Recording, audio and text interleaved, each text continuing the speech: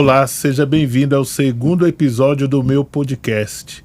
Hoje estamos aqui com a presença ilustre da doutora Magda Francischini Guerreiro Pedro, advogada, empresária, mãe, esposa.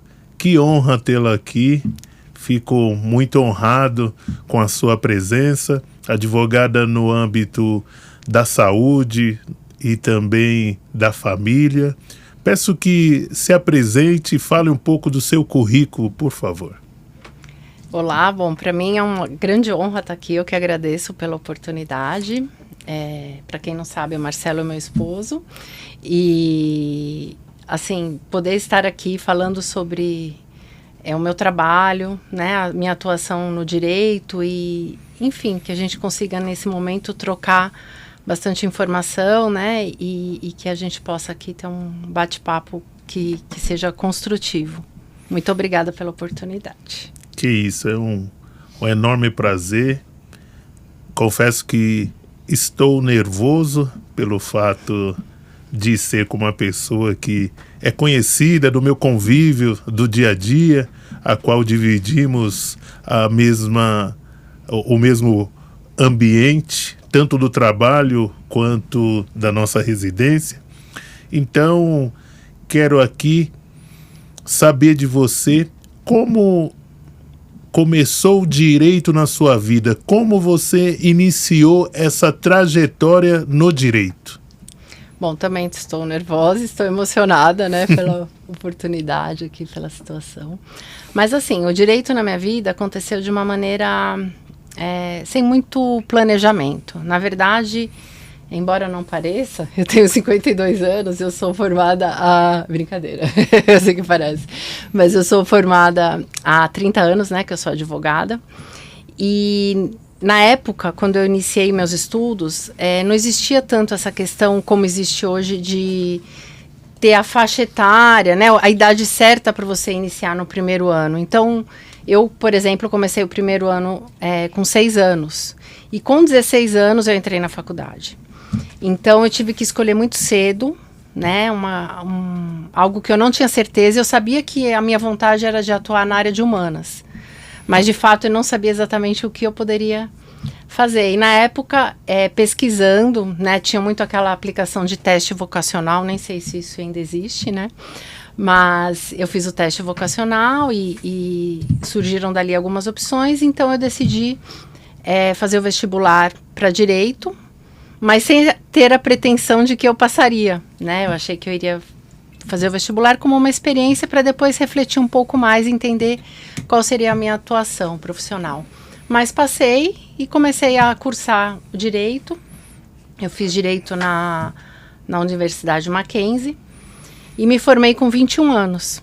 Então, na verdade, foi algo um pouco precoce, né? Assim, ainda mais para os dias de hoje, muitas pessoas acabam entrando na faculdade aos 20, 21 anos, e eu, com 20 anos, estava terminando. E também, por coincidência, terminei a faculdade e passei na OAB. Então, eu tive que começar a atuar logo, assim, de pronto, né? Então, na verdade, o direito entrou na minha vida de uma maneira sem muito planejamento, mas com muita fluidez. E a partir daí, então, eu fui me dedicando, estudando, e as coisas foram acontecendo. Como eu te conheço, assim, na sua intimidade, o seu pai não influenciou pelo fato dele ser advogado? Não, ele nunca chegou para mim e falou que eu deveria fazer direito, nada disso. Até porque ele é economista e advogado, né? Então ele poderia me influenciar numa das duas, mas não. Porém, quando eu disse a ele que faria direito, sim, ele ficou bem feliz e dali por diante ele começou a criar uma expectativa talvez muito maior do que a minha em relação à minha escolha. Tanto que no meio da faculdade, do 3º para o 4º ano, eu dei uma repensada, fiquei na dúvida se prosseguiria ou não com o curso.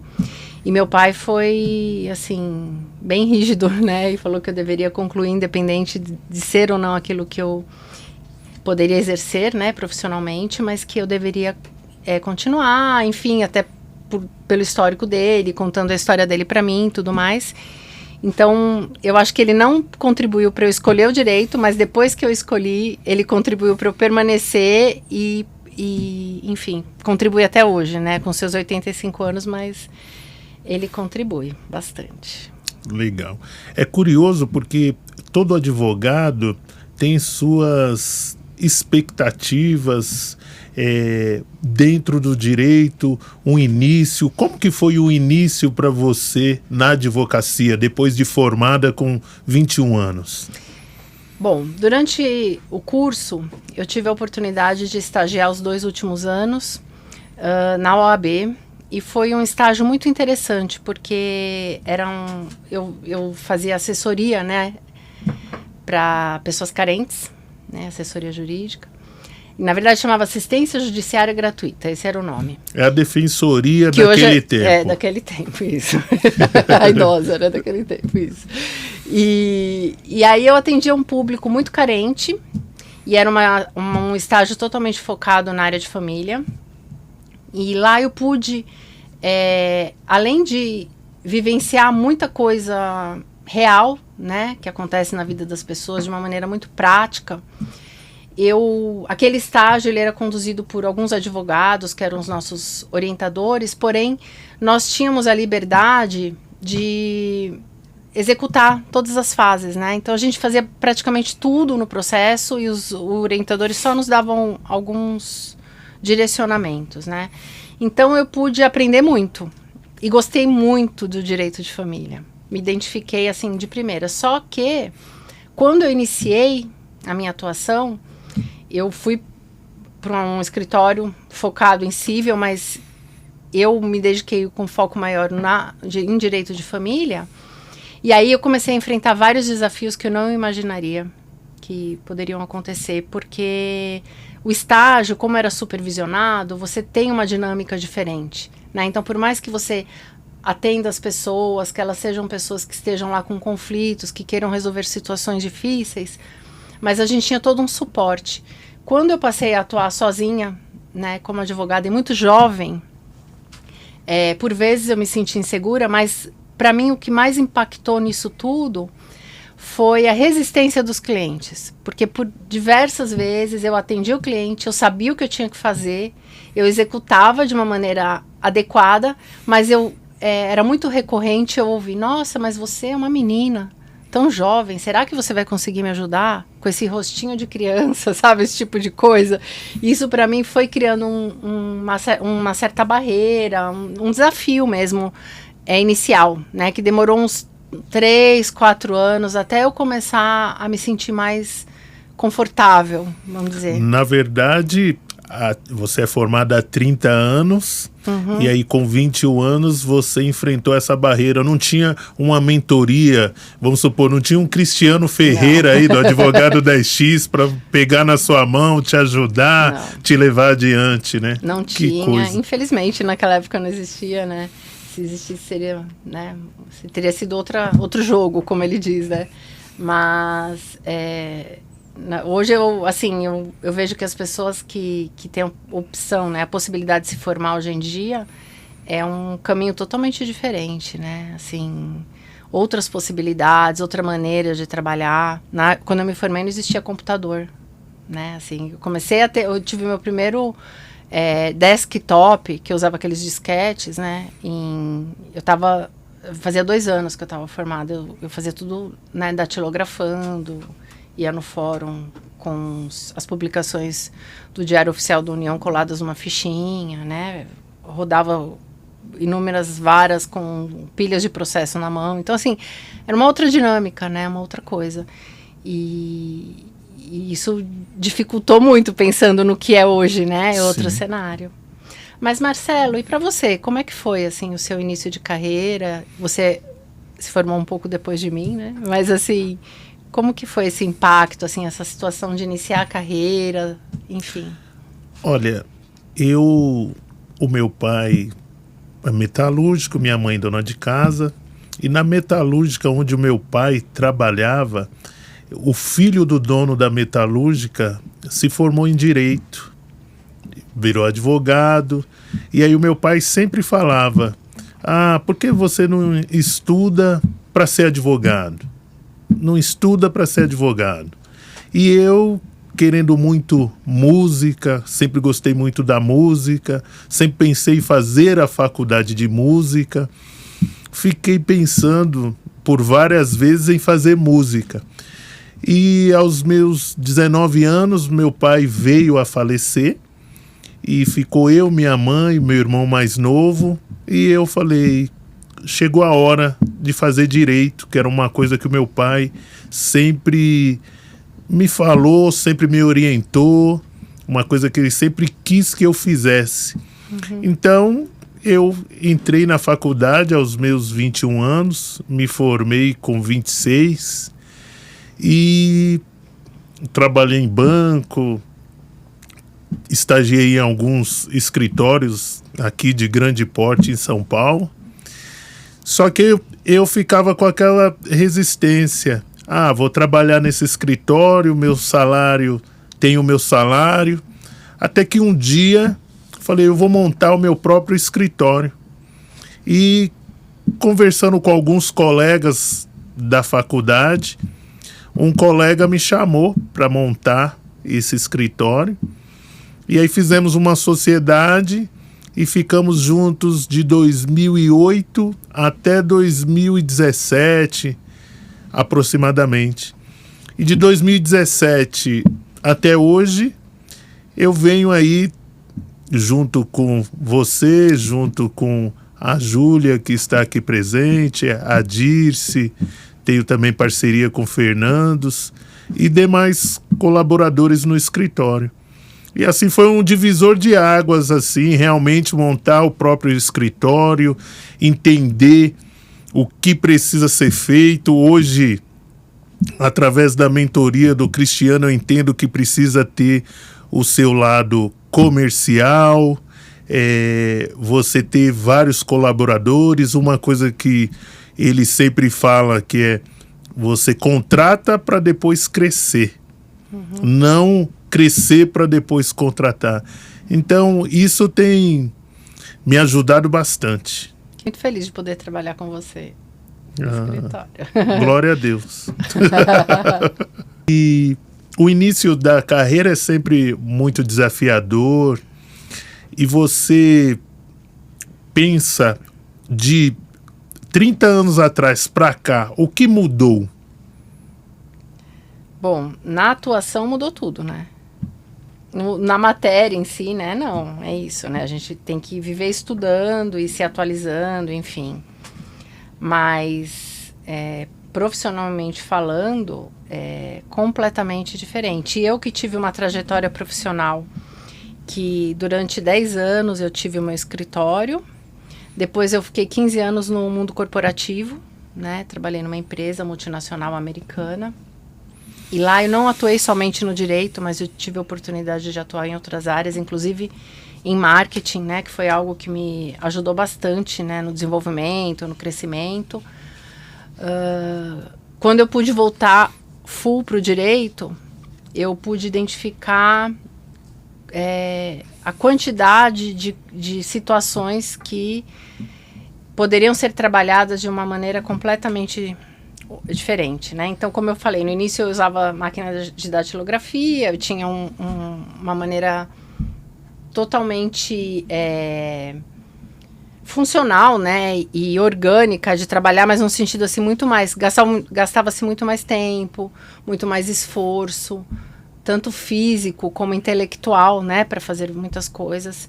E hoje em dia a gente está no escritório e consegue de lá fazer tudo, né? Então nós consultamos os processos porque eles são digitais, a gente recebe as informações por e-mail, a gente hoje tem a IA que nos ajuda em tudo. O conceito, né, de que você pode ser um advogado empresário, então isso para mim é algo muito forte, é algo que mesmo sem conhecer o trabalho do Cristiano e do G10, isso para mim já fazia muito sentido, porque eu sempre acreditei muito nisso, né? Que empreender, que desenvolver esse lado empresarial seria muito importante em qualquer área, né, que você possa atuar na vida. E, inclusive, eu fico muito feliz de te ver no G10, porque é algo que eu lutei bastante para acontecer. e conseguir finalmente, né, fazer com que você se interessasse, né, não como algo impositivo, mas como algo que poderia ser bom para as nossas vidas, né. E, enfim, eu acho que hoje a maneira de atuar é completamente outra, e as redes sociais estão aí, o mundo digital, a inteligência artificial, então quem não entendeu ainda esse contexto e não conseguiu se adaptar, dificilmente vai ter um futuro próspero, né? E vai conseguir desenvolver a profissão de uma maneira que traga felicidade para a vida da pessoa. Eu acredito muito nisso. Entendi. Eu lembro que você sempre me pediu para eu ir para as redes sociais, me posicionar mais. É uma mudança de mentalidade, igual o Cristiano mesmo fala aqui, que tem que ter essa mudança de mentalidade para você pensar maior, né? E ir atrás dos seus objetivos de uma forma mais leve. E isso, eu quero agradecer você mais uma vez por ter insistido, né? Que às vezes você tenta pegar nas mãos da pessoa e a pessoa fica ali por anos e a pessoa acaba desistindo. Mas muito obrigado por você ter insistido. E agora eu acho que temos tudo para avalancar. Como que é? Alavancar ainda mais dentro do direito, dentro das coisas que estão acontecendo em nossas vidas aí. Sim. E para você, o que você acha assim de tudo isso que está acontecendo agora, o impacto na sua carreira? O que mudou de quando você atuava de uma maneira mais tradicional, vamos colocar assim, e de como você está atuando hoje em dia? Eu saí daquela advocacia predatória para uma advocacia moderna, que eu, com a minha sala, com o meu escritório, ficava esperando que o cliente batesse na porta, viesse até mim,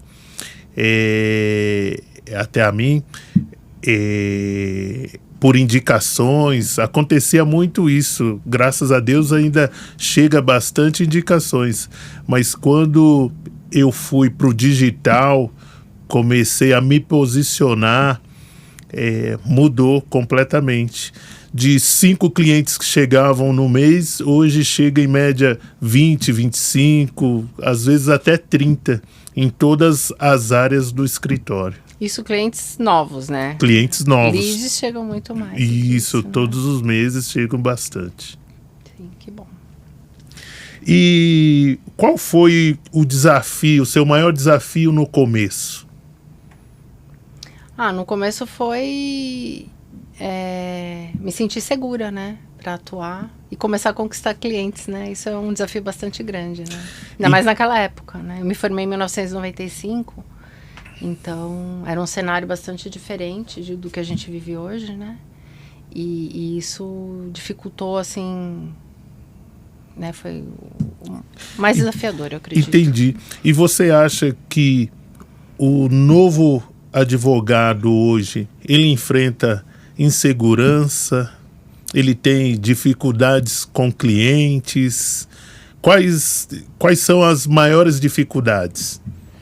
Olha, eu imagino assim, que existe a diferença gritante hoje que a gente vê das gerações, né? Então, assim, nós fomos impactados por uma geração que tinha certas crenças, né? Que a gente carregou, né, por um tempo, assim. Então, meu pai mesmo, ele tinha a crença de que nós tínhamos que trabalhar a vida inteira, CLT, se aposentar, né, viver de aposentadoria, aquela construção.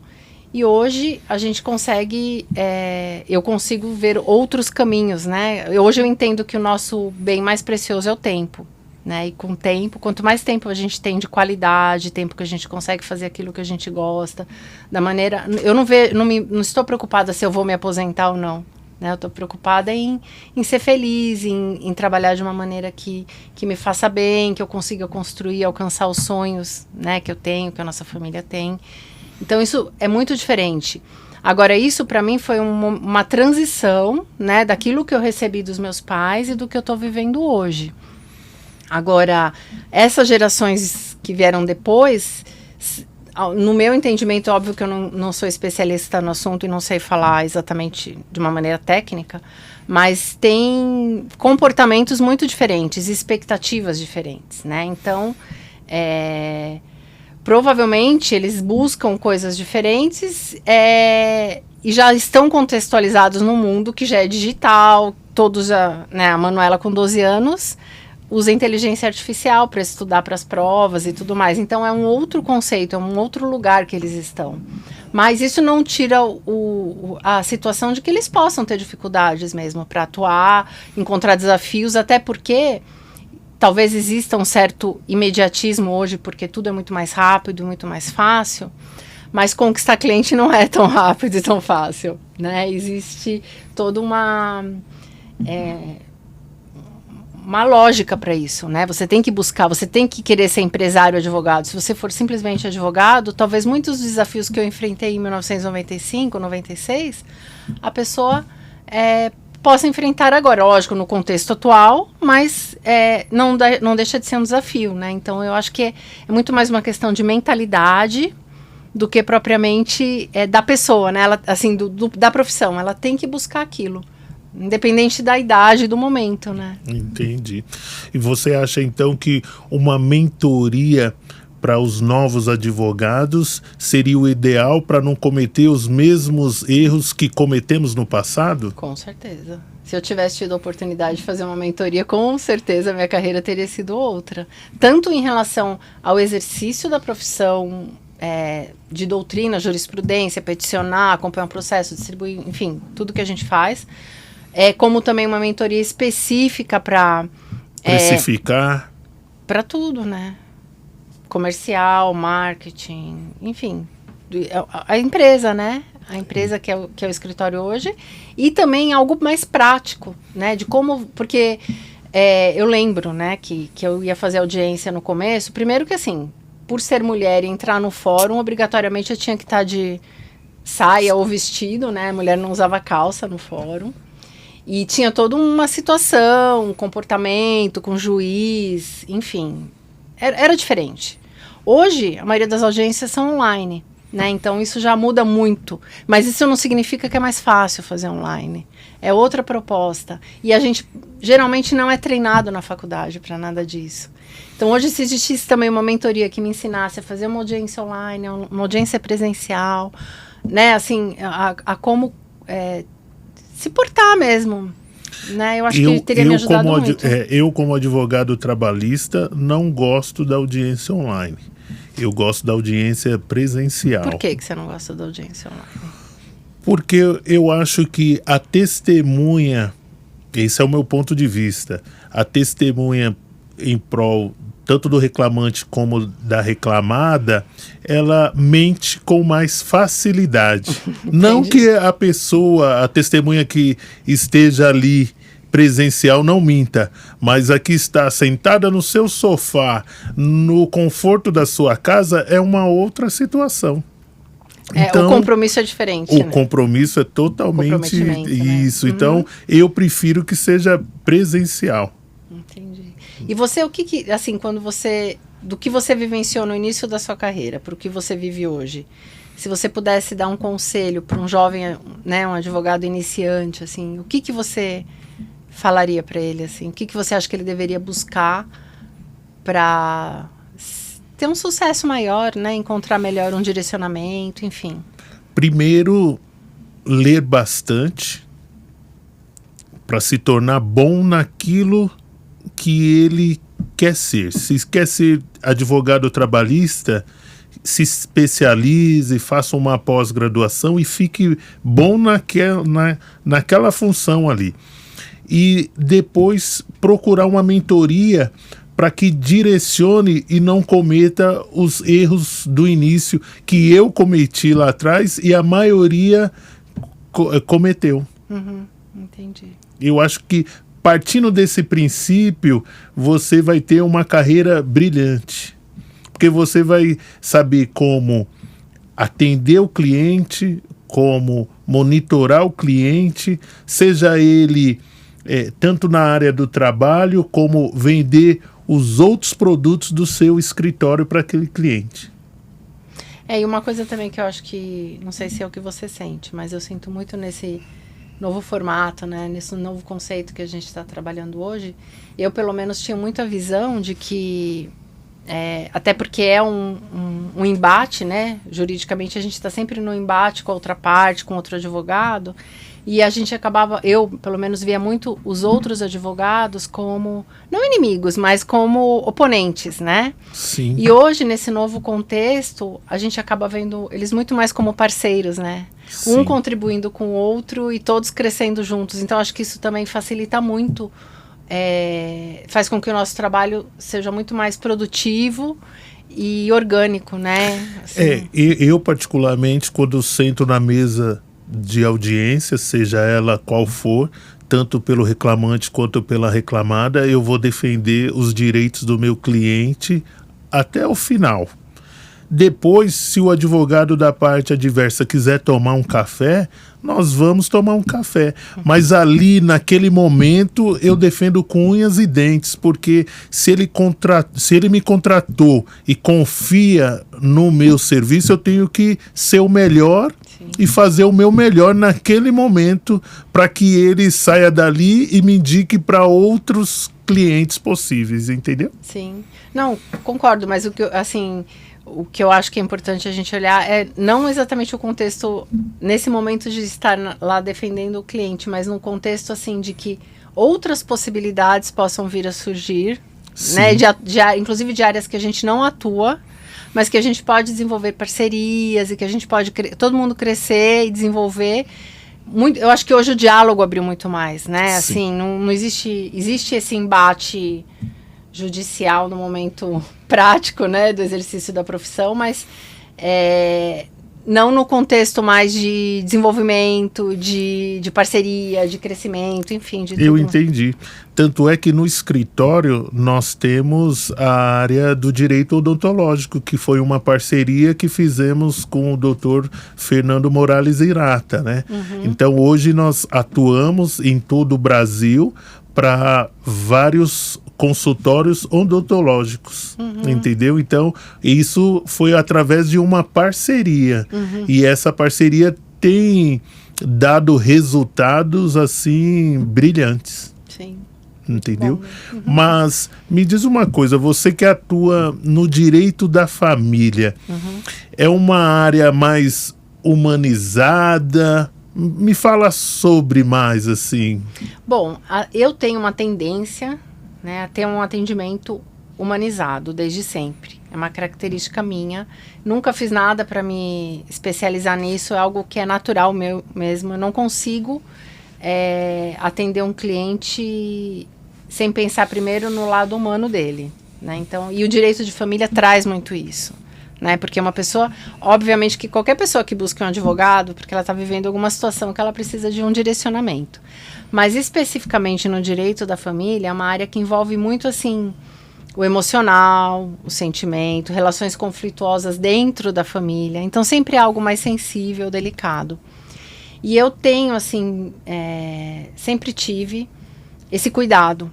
Né? Então é muito comum você atender um cliente em qualquer tipo de ação dessa área, que ele se emocione, que ele chore, que ele esteja nervoso, muitas vezes assim, sem saber o que caminho seguir, por que aquilo aconteceu, por que aquela pessoa fez isso comigo.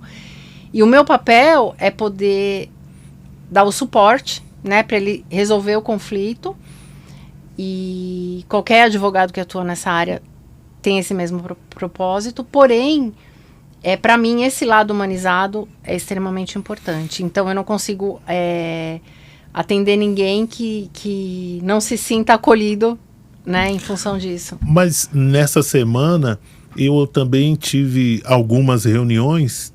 De 10 reuniões que eu realizei, 5 pessoas choraram nas reuniões.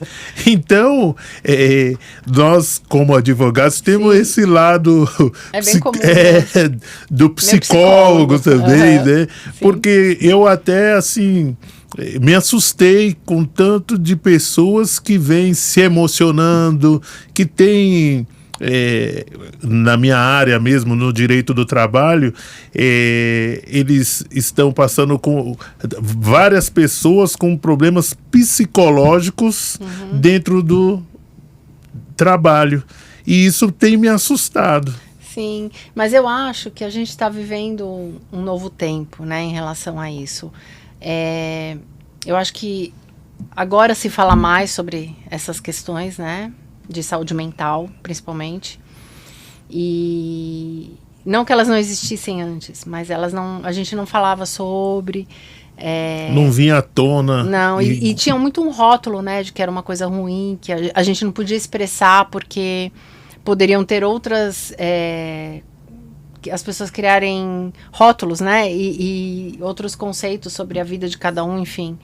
E hoje em dia, graças a Deus, a gente consegue falar mais sobre isso e ter um direcionamento. Eu acho que tanto o direito de família como o direito do trabalho são duas áreas que essas questões de direito de saúde mental acabam impactando muito, muito. E eu noto que cada vez mais, é bem comum eu atender um cliente que fala que está sofrendo de depressão, de crise de ansiedade, de crise, né, enfim, burnout, pânico, enfim, várias coisas. E aí que a gente tem que ter um cuidado maior, né, e entender o momento que a pessoa está vivendo e o que a gente pode fazer juridicamente para dar para ela todo o respaldo que ela necessita, para que ela também tenha um acompanhamento médico, enfim, o que ela necessita para esse outro lado, mas que a gente caminhe juntos, né, para que sempre zelando pelo bem-estar do cliente.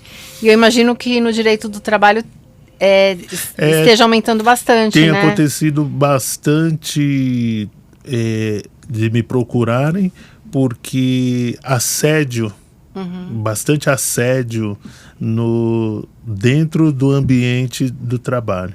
Isso tem aumentado, assim, brutalmente. E esses assédios, assim, no caso, eles acabam gerando nas pessoas, assim, crise de ansiedade, burnout. Sim, bastante. São temas recorrentes para demissão, esse tipo de coisa. Como que entra, assim? Ou isso acaba sendo base para que as pessoas entrem com rescisão indireta? Como que funciona? Tem funcionado isso? A assim? maioria das pessoas que têm me procurado, elas não querem mais comparecer no ambiente de trabalho pelo fato que só de pensar em ir para aquele ambiente já começa a passar mal, a tremedeira, tem uma série aí de doenças elencadas a essa situação. E algumas pedem para entrar com a rescisão indireta, mas aí eu oriento, eu falo, olha, você está afastada hoje por problema de saúde. Se eu entrar com a rescisão indireta, a empresa vai fazer o seu desligamento. E depois, como que você vai trabalhar? Do que você vai viver? Muitas vezes a pessoa precisa daquele salário para sobreviver. Então é uma situação que eu sempre oriento a esperar o período da estabilidade, da recuperação, para que depois tome uma decisão correta, para não acontecer nada ali no calor da emoção. E como nós estamos falando do direito do trabalho, direito da família, como que você também entrou no direito da saúde? Como que o direito da saúde apareceu na sua vida? Então, é mais ou menos recente, né, a minha atuação no direito da saúde. E por que eu me interessei? Primeiro porque é algo que impacta diretamente na vida das pessoas, né? Inclusive, eu tive a oportunidade de fazer uma mentoria com a doutora Jaqueline Cenerini, que também faz parte do G10, né? E ela falou algo muito impactante, que o direito de saúde, ele salva vidas, né? Ele ajuda a salvar vidas, porque é um fluxo um pouco diferente. A gente, quando entra com uma ação nessa área, não quando é algo relacionado à revisão de reajuste abusivo de plano de saúde, esse tipo de coisa, mas quando as demandas são diretamente relacionadas a questões de saúde, né? É algo que primeiro tem que vir a informação do médico para que depois a gente possa pleitear judicialmente algo em relação a cada situação. Então, sem eu ter todo esse embasamento médico, né, documental, de relatórios, de laudos e de tudo que cada ação especificamente necessita, a gente não consegue ter êxito, né, no direito. Porém, à medida que tudo isso acontece, quando uma liminar é concedida, quando a gente vê uma pessoa que está lá numa situação de saúde bem crítica, conseguindo fazer a cirurgia que é tão necessária, ou tomar o medicamento de alto custo que pode salvar a vida dela, é algo com muito propósito, né? E eu, assim, eu sou cristã, eu sou uma pessoa que acredito muito, tenho muita fé, acredito muito em Deus, e acredito que cada um de nós aqui tem um propósito, né, de vida, enfim. E dentro da profissão, acho que a gente também tem que buscar isso, né? Isso não é só algo aleatório, que eu vou ver o meu propósito quando eu encontrar, ou quando para mim, eu tenho que viver sempre. E na advocacia, o direito de saúde, ele tem... ele reverbera dentro de mim muito forte nesse sentido, assim, porque é algo que de fato ajuda num lugar muito profundo, né? Que é a pessoa continuar a vida, né? Continuar uma vida saudável. E às vezes você vê esse tipo de situação com pessoas idosas que de repente já tem um quadro, né, de saúde mais complexo, mas às vezes você vê isso com bebezinhos, né? Então, assim, é muito amplo e é uma coisa assim muito... para mim faz muito sentido, sabe? Como Entendi. Propósito de vida. Então, mesmo. Dentro do direito da família e do direito da saúde, você, pelo que eu entendi, você é uma pessoa que quer servir. Exatamente. Legal, bacana. Exatamente. Eu nem sei se sempre eu consigo fazer da maneira que eu gostaria, né? Porque às vezes as situações acontecem. A gente também passa por situações desafiadoras, né? Então, às vezes até me cobro por isso, porque eu gostaria de estar atuando de uma maneira mais efetiva, enfim, e podendo ajudar mais pessoas, mas para mim o servir é algo que faz parte da minha vida, assim, e cada vez eu entendo que isso é o que faz sentido para mim. E o direito de saúde, assim, conectou comigo de uma maneira muito forte, principalmente em relação a isso. E também por eu perceber que há muitas pessoas que necessitam do apoio jurídico nessa área e não sabem que tem esse direito. A desinformação. Exatamente. Então, assim, poder falar sobre, né? Mesmo que às vezes a pessoa neste momento não esteja enfrentando uma situação relacionada a isso, mas porventura pode vir a acontecer no futuro com ela ou com algum ente querido. E eu sinto que hoje a desinformação é muito grande, até porque tudo que é relacionado ao direito da saúde, seja a necessidade de um procedimento médico, ou o medicamento e tudo mais, tudo envolve custo, né? Então, assim, talvez não queiram deixar isso tão claro para as pessoas, né? Assim, enfim, é uma coisa um pouco mais complexa e tal da gente falar aqui hoje, mas eu acho que a desinformação muitas vezes leva as pessoas a chegarem no lugar que elas não precisariam. Né? Entendi. E aí, aproveitando, eu queria te fazer essa pergunta. No direito do trabalho, você acha que, assim, tem muita gente que te procura e realmente não tem informação sobre? Como você acha que isso, hoje em dia, está fluindo, vamos dizer assim? No direito do trabalho, principalmente o empresário, ele espera acontecer para depois procurar um advogado. Eu presto serviço faço algumas assessorias que eu falo para ir nesse caminho, ele vai no outro caminho e depois vem se lamentando, eu deveria ter feito. Então, isso é muito corriqueiro. Mas, ao mesmo tempo, o que eu penso e o que eu acho o que ele deveria fazer? Sempre se prevenir, perguntar para o advogado o que deve ser feito antes de tomar aquela decisão. Por exemplo, um rapaz fez uma brincadeira no ambiente de trabalho, o outro não gostou e deu um murro. E aí os dois saíram na mão lá brigaram, enfim, ele foi, mandou um embora por justa causa e deu advertência para o outro. Qual o motivo de um levar justa causa e o outro só levar uma advertência? Então são coisas que acontecem pela desinformação, igual você mesmo falou. Ele deveria ter me consultado antes mesmo de tomar alguma decisão.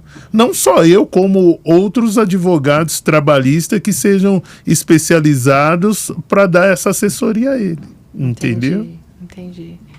A desinformação, infelizmente, ela leva sempre para um caminho que não é o melhor. Não é o melhor, isso mesmo. Você, o que você pensa em fazer daqui para frente dentro do direito que vai melhorar ainda mais o seu trabalho no dia a dia? Bom, eu acho que do início do ano passado para cá, a gente vem percorrendo um caminho assim com muitas mudanças, né, dentro do escritório. E eu acho que tem sido assim muito bom por vários aspectos, mas eu sinto que a gente ainda está no começo, assim, tem muita coisa que a gente pode fazer diferente, melhor, né? Muita coisa que a gente tem aprendido, né, com a mentoria. Então eu acho que o caminho é longo. Eu tenho muita, assim, vontade de fazer as coisas, de implementar coisas, processos, áreas, enfim, muita coisa. E eu acho que a gente está só no começo. Muita coisa boa está por vir.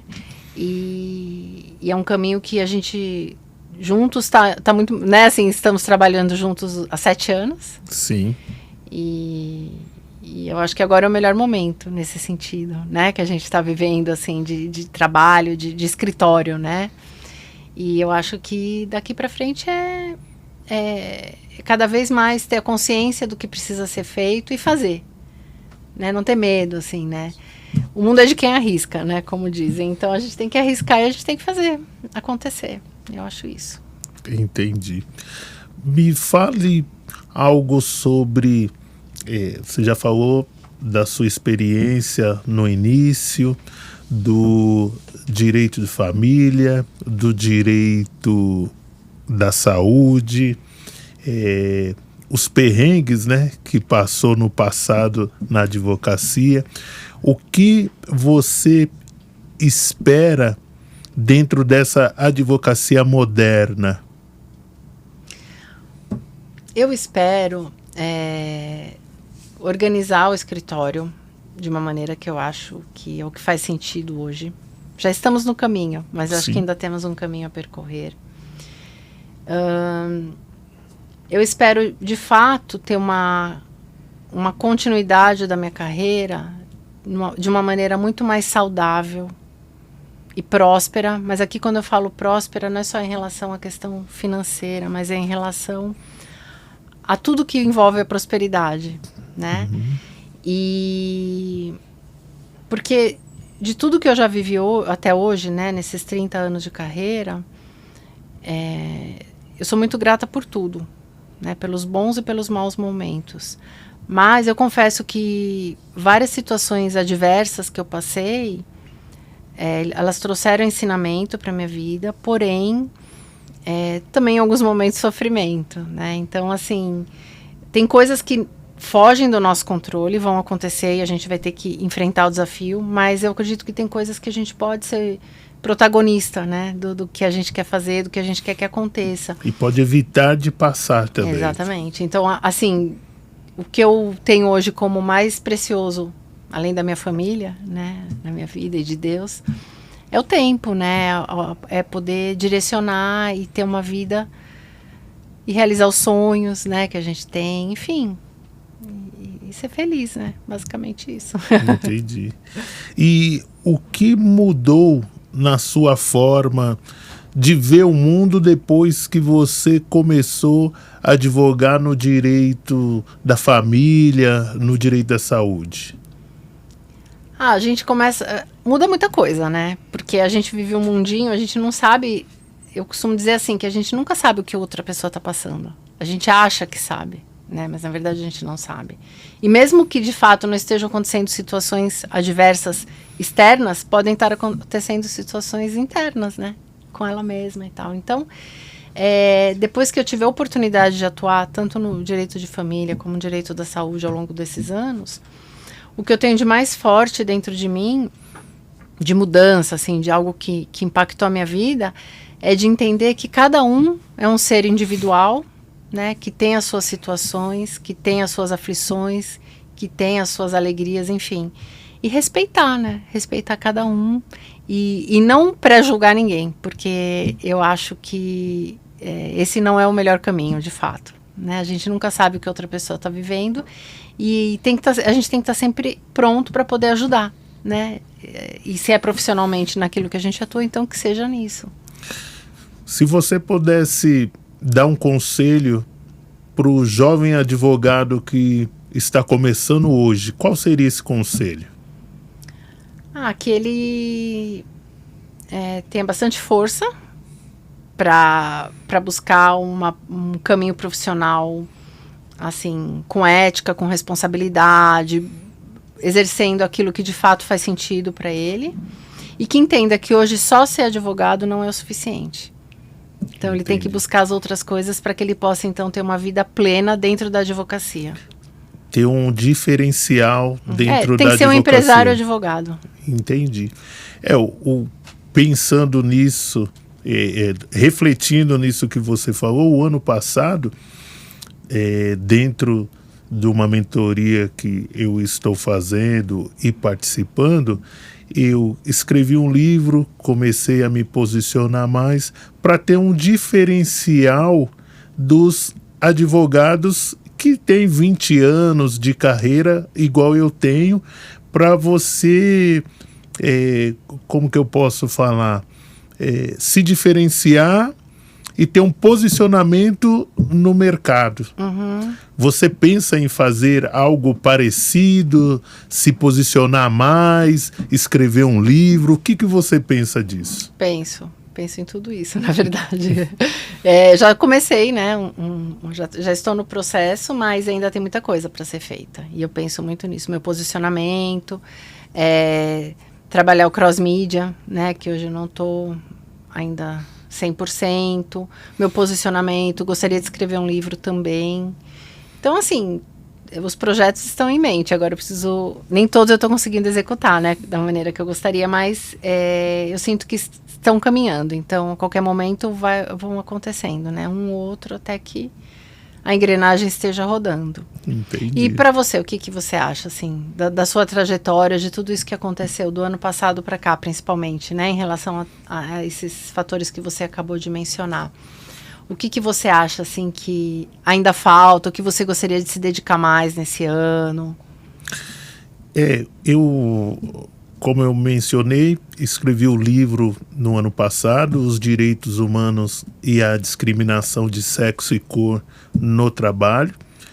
E esse ano eu gostaria de palestrar mais, falar mais sobre o meu livro, e porque é uma coisa que eu ainda não estou conseguindo nesse momento, tendo em vista toda a engrenagem do escritório. Primeiro, estruturar o escritório para depois fazer isso que eu tenho o foco, palestrar, montar uma mentoria para os jovens advogados atuarem no direito do trabalho, que é o que eu sei fazer.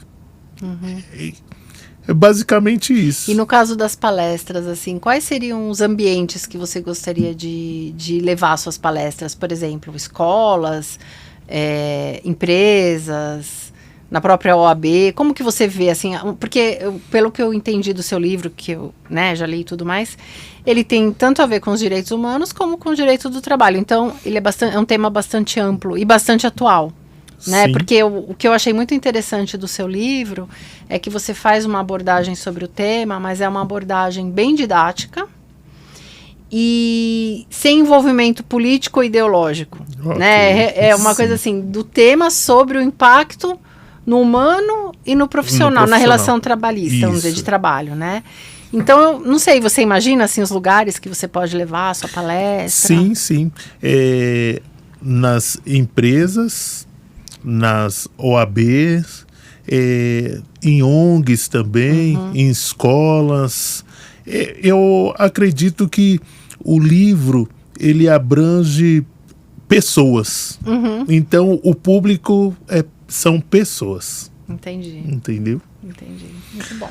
Mas acredito que foi um bate-papo importante, gostoso, e uma reflexão sobre os direitos humanos, o direito de família, direito da saúde. Foi um prazer ter você aqui comigo, em participar. Confesso que só faltou a Manuela para a família estar completa, e que em outras oportunidades você possa vir estar aqui comigo novamente. Eu que agradeço pela oportunidade, foi um prazer, uma honra, uma emoção também, né? Segundo episódio, de muitos. Sim. E que Deus abençoe grandemente a sua vida, sua profissão, seu trabalho, e que a gente possa caminhar juntos sempre. Obrigada. Esse foi mais um podcast aqui, Marcelo Laurindo Pedro, escritório Laurindo Pedro Advogados Associados, mostrando que por trás de uma advocacia tem toda uma ideologia, ok? Muito obrigado a todos.